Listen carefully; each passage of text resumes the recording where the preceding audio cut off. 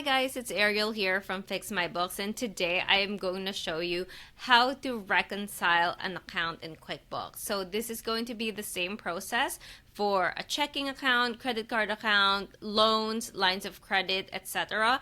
You're all going to do it the same way. And I'm not going to this is not going to be an in-depth tutorial, so this is just how to do it in QuickBooks Online. I'm assuming you already know how to reconcile, you just don't know how to reconcile using this software.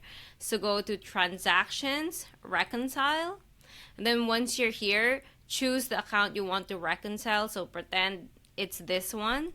You're going to enter the statement ending balance in whatever bank statement or credit card statement you have.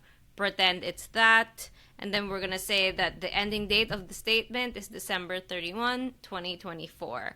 And then we're going to click Start Reconciling.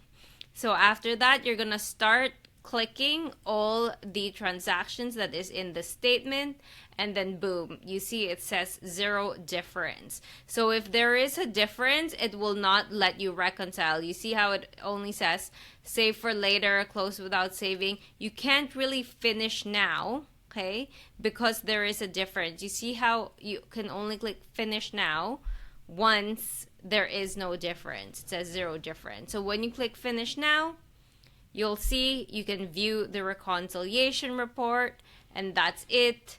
It's already reconciled. So this is just a dummy sample company I play with. None of this is real, like in terms of the transactions. So that's how you would reconcile a checking account, credit card statement, loan, line of credit, whatever. It's the same way. So if you guys have any questions, you can comment them down below. But again, this is not an in-depth tutorial. I'm assuming you already know how to reconcile. You just need to learn how to reconcile using QuickBooks.